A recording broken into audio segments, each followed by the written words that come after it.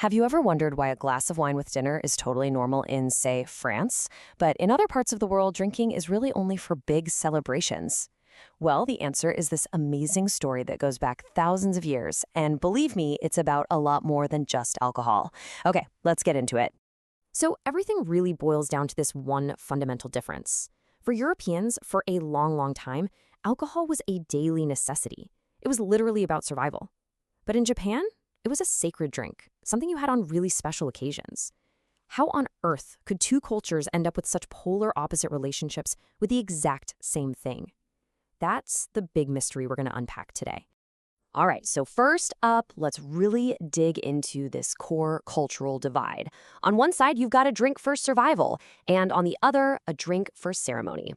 Now, you really got to get this part. For a huge chunk of Western history, people, we're talking everyone from farm laborers to kings and queens, drank low-alcohol beer and wine all day long.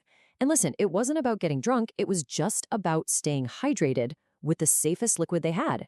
Okay, now let's flip the script and go to Japan. Here, alcohol was the exact opposite of routine. It was specifically for the non-routine.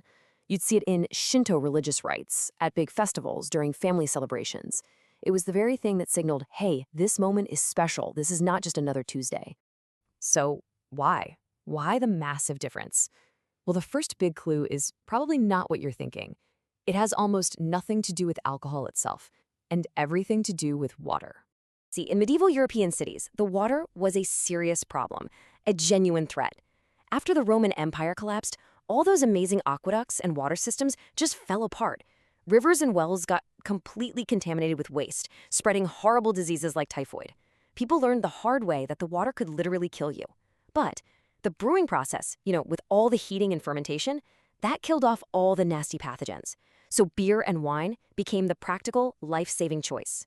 Japan, though? A completely different story. Geographically, they just had this huge advantage. The islands are full of clean water from mountain springs and wells.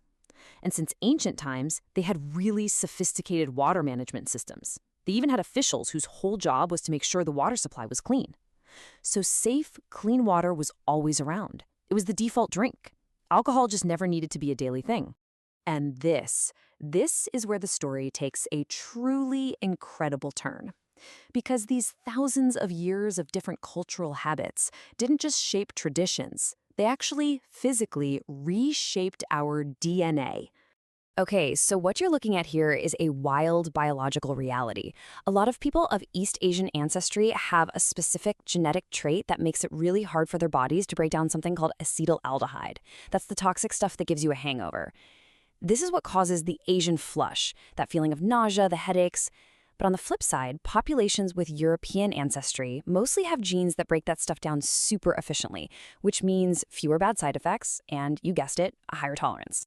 And this is just evolution in action right in front of our eyes. In Europe, where alcohol was a daily drink for survival, people with the genes for better alcohol tolerance just had an advantage. They could stay hydrated and healthy, so those genes got passed on. But in East Asia, there was never that pressure, so a different genetic profile, one that basically acts as a natural deterrent to drinking too much, stayed common. Culture literally steered our genetic destiny. It's mind-blowing. So this brings up a pretty obvious question, right? If your leaders, your officials, your whole society is drinking all day, how do you stop them from making catastrophic mistakes? I mean, it seems like a recipe for total disaster, but societies actually developed some fascinating cultural safeguards. Get this. The ancient Persians had this brilliant two-step system. First, they debate huge issues of state at a banquet where the wine was flowing. This encouraged, creative ideas, free thinking, maybe some out-of-the-box stuff. But, and this is the genius part, the final vote wasn't cast until the next day, when everyone was completely sober and could think with a clear head. They basically harnessed the creativity of alcohol while getting rid of the risk to their judgment. These historical hacks show that societies have always been trying to balance the good and the bad of drinking. And that balancing act is more intense today than ever before, leading to this huge conflict in our modern world, the battle between public health and cultural heritage. This is really the dilemma we're all facing now. On one hand, the scientific evidence about the harms of alcohol is undeniable.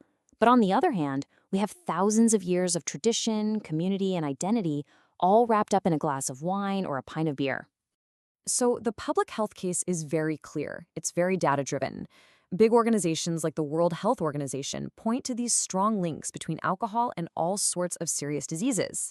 And so governments naturally are responding with policies meant to get people to drink less. Higher taxes, ad bans, that sort of thing.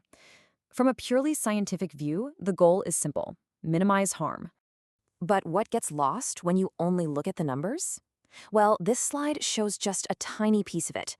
Alcohol is so deeply woven into the fabric of our cultures, from religious ceremonies to community festivals. Your local breweries and wineries, they are keepers of tradition. Their recipes are generations of knowledge passed down. That's not just a business, that's our cultural heritage. And, we have a pretty powerful history lesson in what happens when regulation goes way too far. Prohibition in the US was a disaster. It didn't stop people from drinking, it just created organized crime, made people lose respect for the law, and completely wiped out a rich, vibrant landscape of breweries and saloons, a cultural loss that we're still recovering from. So the million-dollar question is, how do we move forward? How do we find that sweet spot, a balance that respects both the scientific facts and our human culture?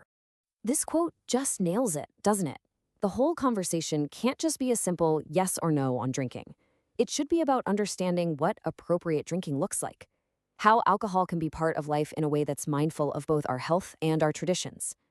And that right there leads to a much more balanced strategy. We need to tell people about the health risks, for sure, but without making them feel bad about their traditions. We should start seeing local breweries and wineries not just as businesses, but as cultural assets. And, really important, when we're making new rules, we need to listen to historians and anthropologists, not just scientists, to create policies that actually work and are culturally sensitive. At the end of the day, that's the tightrope we all have to walk. We have this responsibility to keep people healthy, but we also have a duty to preserve the rich, complex, messy, beautiful cultural traditions that define who we are and give our lives meaning. And so that really leaves us with one last big question to think about. As we push forward to build a healthier world based on science, which is a great goal, we also have to ask ourselves what pieces of our shared human story, our rituals, our communities, what are we really prepared to lose along the way?